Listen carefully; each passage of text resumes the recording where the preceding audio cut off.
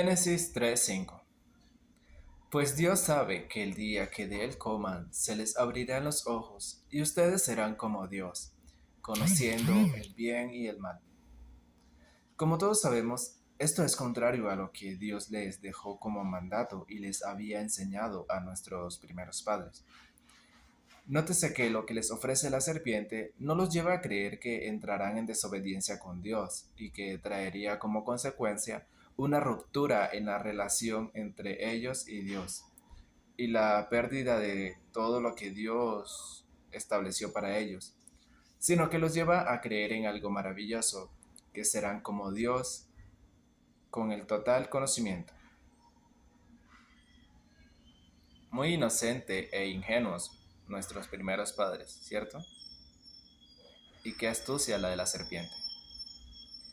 Nuestros primeros padres se vieron engañados por la serpiente y en desobediencia con Dios cuando se vieron desnudos, si bien obtuvieron un grado de conocimiento, pero eso no los hizo ser como Dios. Ese grado de conocimiento se basa en el conocimiento, valga la redundancia, en saber que fueron engañados y que desobedecieron a Dios. Ya sabemos todo lo que acarrió obedecerle a la serpiente. Pero Dios había previsto un plan.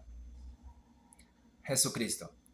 Jesucristo vino como redención de nuestros pecados y como puente de reconciliación entre la humanidad y Dios. ¿Por qué les digo esto? Para ponerlos en contexto y que se entienda mejor lo ocurrido con el protestantismo. Ahora conozcamos lo que nos ofrece nuestro Señor Jesús, para no ser como Dios, sino para hacernos uno con Él. San Juan 17, 21, 23. Para que todos sean uno, como tú, oh Padre, en mí, y yo en ti, que también ellos sean uno en nosotros, para que el mundo crea que tú me enviaste. La gloria que me diste, yo les he dado, para que sean uno, así como nosotros somos uno, yo en ellos y tú en mí, para que sean perfectos en unidad, para que el mundo conozca que tú me enviaste y que los has amado a ellos, como también a mí me has amado, y para que vayamos teniendo conocimiento acerca de Él. San Juan 16, 13, 15. Pero cuando venga el Espíritu de verdad, Él os guiará a toda la verdad, porque no hablará por su propia cuenta, sino que hablará todo lo que oyere, y os hará saber las cosas que habrán de venir. Él me glorificará, porque tomará de lo mío, y os lo hará saber. Todo lo que tiene el Padre es mío. Por eso dije que tomará de lo mío, y os lo hará saber. Y esta promesa no es para cada converso a la fe, sino para la iglesia de Jesucristo. Está hablándole a los 12 apóstoles. ¿Tienen dudas? Leamos unos versículos antes. San Juan 16, 2, 8. Esto no os lo dije al principio, porque yo estaba con vosotros. ¿Con quién estaba Jesús? Con los discípulos. Pero ahora voy al que me envió, y ninguno de vosotros me pregunta, ¿a dónde vas? ¿Y quiénes son los que le podrían preguntar a Jesús a dónde va? Los discípulos que están con él. Porque os he dicho estas cosas, tristeza ha llenado vuestro corazón. De tristeza se llenan los corazones de quienes y por la partida de quién. Los corazones de los discípulos por la partida de Jesús. Pero yo os digo la verdad, os conviene que yo me vaya, porque si no me fuera, el Consolador no vendría a vosotros. ¿El Consolador vendría a quiénes? A los discípulos. Mas si me fuere, os lo enviaré. Y cuando Él venga, convencerá al mundo de pecado, de justicia y de juicio. El Espíritu Santo convencerá de pecado, de justicia y de juicio por medio de la Iglesia, enseñando el Evangelio. Es decir, la Iglesia ahora tomará el papel de Jesucristo y enseñará el Evangelio. Entonces prosigamos. Jesucristo edifica una iglesia conformada por 12 miembros, el cual conforman el cuerpo doctrinal místico de Cristo, donde Cristo es la cabeza. Doctrina compuesta por una misma fe, un solo evangelio, una sola verdad, y que Cristo por medio de esta, desde los primeros siglos hasta el fin del mundo, llevará a todo aquel que ha de creer en él por la palabra de ellos, es decir, por la enseñanza de la Iglesia. Conoceremos aquello que el Espíritu Santo nos trae de Cristo a nosotros los conversos a la fe por medio de la Iglesia. San Juan 17:20. Mas no ruego solamente por estos, se refiere a los discípulos, sino también por los que han de creer en mí por la palabra de ellos. Nos llevará a la unidad y conocimiento acerca de Dios. Iglesia que lleva y sostiene el Evangelio verdadero y que cuenta con la asistencia del Espíritu Santo. Y es esta una de las tantas garantías que nos deja Jesucristo, que, conociéndola, siendo conversos a la fe, nos debe llevar a creer firmemente en la Iglesia y no prescindir de ella, para no caer en las falsas enseñanzas de falsos cristos en la tierra, que con Biblia en mano van diciendo, no directamente ser el Mesías, pero sí estar en la verdad. Verdad que es equivalente a Cristo, ya que Cristo no solamente dijo ser el camino y la vida, sino también la verdad. Pero en el siglo XVI, ya el engaño no es con el fruto prohibido, sino con la Biblia. No es que esté diciendo que la Biblia sea un engaño, sino la mentira que crea a partir de esta.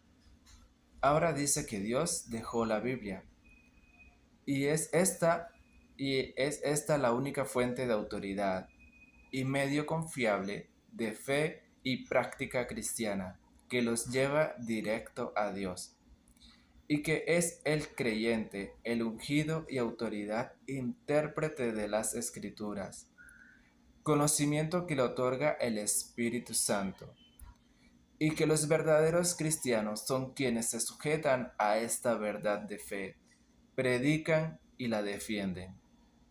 Suena muy bonito, pero no fue ese el mandato de Cristo y lo que enseñó, provocando con esto la desobediencia a Cristo mismo. Por ende, una ruptura y distanciamiento en el creyente y la Eucaristía, entre el cristiano y la Iglesia, llevando al cristiano a perder los medios, sacramentos, armaduras y verdades de fe dejado y establecido por Jesucristo en su santa Iglesia, y desvaneciéndolos en su razonamiento, y alimentando uno de los mayores pecados que como seres humanos cargamos, el orgullo y soberbia, con la idea de exclusividad y acceso directo del conocimiento sobre las cosas de Dios, sin requerimientos de intermediario alguno, como lo es la Iglesia, que lo lleva a creerse que todo lo sabe, y creerse que es la Iglesia y el inicio de esta, y que el Evangelio empieza con él, y a definir cuál es la doctrina de Cristo, quiénes se van al infierno y quiénes no, quiénes han sido iluminados por el Espíritu Santo y quiénes no, y hasta qué punto, como en el caso de Martín Lutero, que para muchos él solo fue iluminado para protestar contra la Iglesia Católica y separar al remanente fiel de la corrupción en la que cayó la Iglesia. Pero sus creencias y enseñanzas tradicionales son rechazadas por estos otros ungidos que sí son iluminados. Como dice un dicho, así paga el diablo a quien bien le sirve. ¿Quién sí es un verdadero pastor y siervo de Dios y tiene el Espíritu Santo y quién no? Entonces para algunos, quienes sí son verdaderos siervos de Dios, para otros no lo son. Esto es en base a la afinidad o relación entre las creencias y enseñanzas practicadas que tengan unos con otros. ¿Qué fiestas son paganas y qué no? Si se debe bautizar niños o no. Si Dios es trino o unicitario. Si Cristo es Dios o es creado. Si María es madre de Dios o no. Etcétera, etcétera. Ignorando la historia de Dios y su iglesia. Ya lo dijo nuestro Señor Jesús en San Juan 8:44. Cuando habla mentira, de suyo habla, porque es mentiroso y padre de mentira. Es decir, un verdadero, un verdadero mentiroso.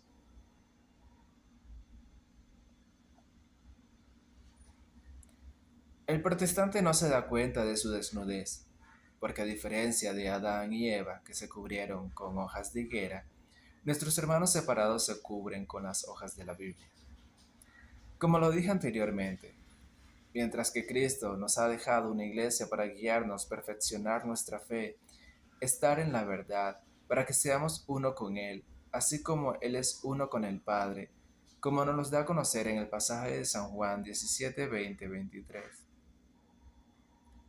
Martín Lutero ha dejado la sola escritura, que lleva a la división y cabeza de la iglesia, a dispensa y voluntad, las creencias, enseñanzas, doctrinas, noción de Dios, verdad, unidad, al entendimiento, gusto, interés y capacidad de cada creyente.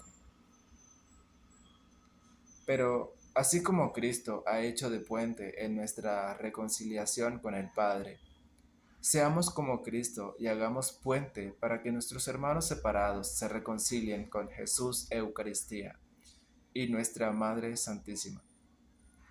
Hagámoslo a la manera de Cristo y Madre nuestra. Dios me los bendiga y feliz tiempo de Adviento. Chao, chao.